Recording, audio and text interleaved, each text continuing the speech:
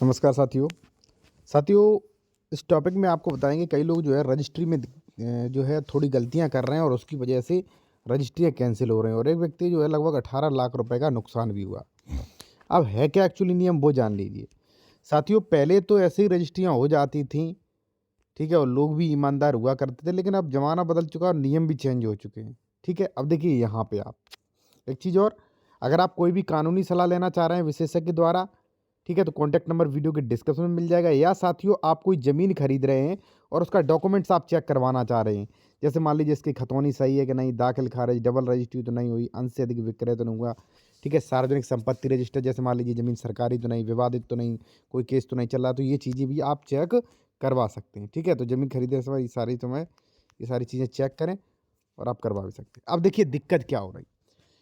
भाई, अगर आप रजिस्ट्री करवा रहे हैं तो नगद पैसों का लेन देन तो बिल्कुल भी ना करें। ठीक है, अब देखिए एक मैटर आया कि सर मैंने 18 लाख दिए थे और रजिस्ट्री कैंसिलेशन का केस कर दिया, अब रजिस्ट्री कैंसिल होने वाली है।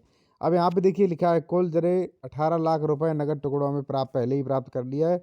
ठीक है, कुछ लेना बाकी नहीं किया गया। रजिस्ट्री बैनामा तमाम खरीदार ने अपनी तरफ से, यहाँ पे जो है, यहाँ पे स्पष्ट लिखा है, अगर कोई भी यहाँ पे मुझसे किसी भी प्रकार का निकला तो मैं विक्रेता तमाम अर्जाना खर्चा देनदार जिम्मेदार रहूँगा। ठीक है, आज के बाद मेरा व वारसों का उक्त विक्रय शुदा भूमि पर कोई भी वास्ता नहीं रह गया। ठीक है, उन्होंने कबूला कि भाई मैंने 18 लाख रुपए लिया। ठीक है, और रुपए लेने के बाद जो है इन्होंने कैंसिलेशन का केस कर दिया और दाखिल खारिज पर रेस्टोरेशन डाल दिया।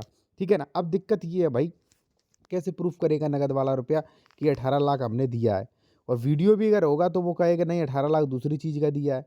ठीक है ना, तो इसलिए साथियों मैं आपसे कहूँगा कि जब भी आप रजिस्ट्री करवा रहे हैं तो वहाँ पे चेक द्वारा, आरटीजीएस, एनएफटी, ठीक है, उसके द्वारा आपको करना चाहिए और वही उसमें मेंशन करवाना चाहिए, वरना आपका वहाँ पे दिक्कत हो जाएगा। आपने अगर मान लीजिए नगद दिया है और चेक से दिखा दिया है तो वो भी वहाँ पे दिक्कत हो जाएगा। ठीक है ना, तो इन सारी चीज़ों को साथियों आप ध्यान में रखें।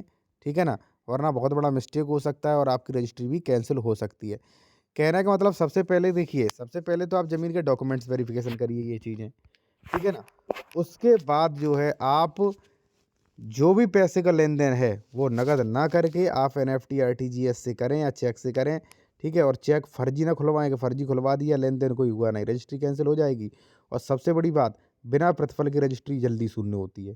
ठीक है ना, तो ये चीज़ ध्यान में रखें। और कोई भी कानूनी सलाह लेनी है, अपने डॉक्यूमेंट्स करवाना है चेक ज़मीन खरीदने से पहले, तो आप वो भी आप करवा सकते हैं। कॉन्टैक्ट नंबर वीडियो के डिस्क्रिप्शन में मिल जाएगा आपको साथियों।